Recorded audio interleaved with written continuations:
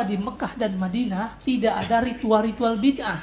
Karena diterangkan di dalam hadis yang diriwayatkan oleh Imam Al-Bukhari dan Imam Muslim, orang yang melakukan bid'ah di kota Madinah atau melindungi orang yang melakukan bid'ah di sana, itu akan dilaknat oleh Allah, dilaknat oleh malaikat, dan dilaknat oleh seluruh manusia. Kata Rasul sallallahu alaihi wasallam, "Al-Madinatu haramun ma baina airin ila kadza.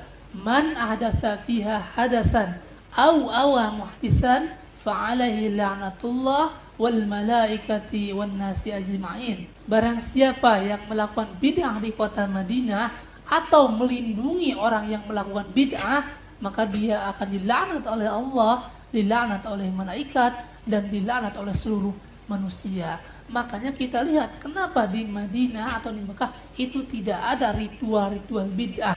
Ustadz Wahabi yang satu tadi ini mengatakan bahwa di Mekah, Madinah, Masjidil Haram, Masjid Nabawi tak pernah terjadi perbuatan bid'ah setelah Rasulullah wafat.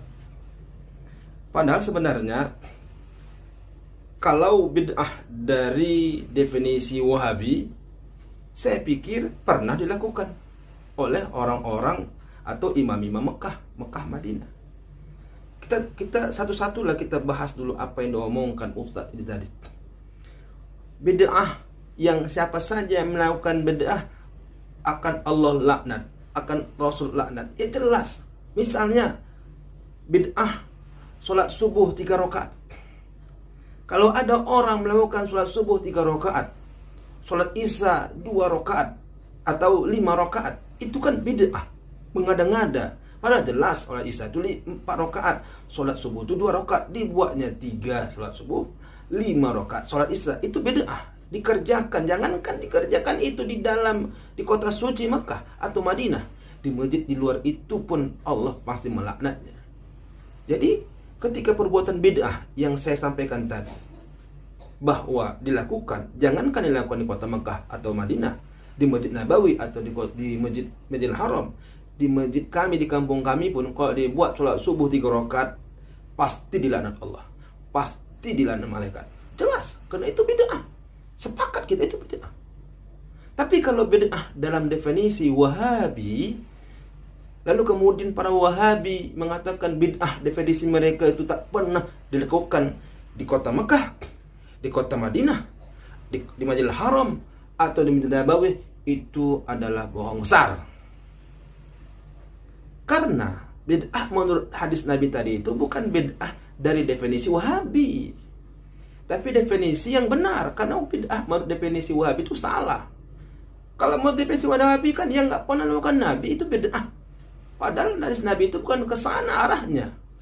Kalau misalnya bid'ah itu semua nggak pernah dilakukan Nabi, lalu mengatakan di kota Mekah atau Masjidil Haram tak pernah dilakukan bid'ah, itu kebohongan besar. Coba kita perhatikan. Setiap akhir Ramadan ada satu imam di Masjidil Haram yang selalu melakukan bid'ah sepanjang tahun. Setiap akhir Ramadan buat bid'ah. Apa itu? Membaca doa khatam Al-Quran di dalam sholat. Saya tanya sama Ustadz Wahabi, pernahkah Rasulullah SAW melaksanakan khatam Al-Quran, baca doa khatam Al-Quran di dalam sholat, baik itu sholat sunnah ataupun sholat fardu? Pernah? Tak pernah kita jumpakan itu.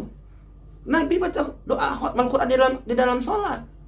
Berarti Sudais melakukan bid'ah. Nah, kok bilang tadi nggak ada bid'ah di masjid apa? Masjidil Haram? Ada. Contohnya Imam Sudais baca doa khatam Quran di dalam sholat witir. Berarti ada. Maka Ustadz dalam Wahabi ini, Ustadz yang di video tadi ini sudah melakukan kebohongan besar.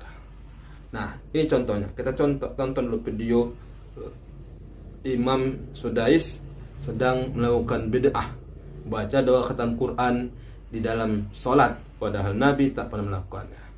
Qul a'udzu والناس لك الحمد أنت قلت وقولك الحق المبين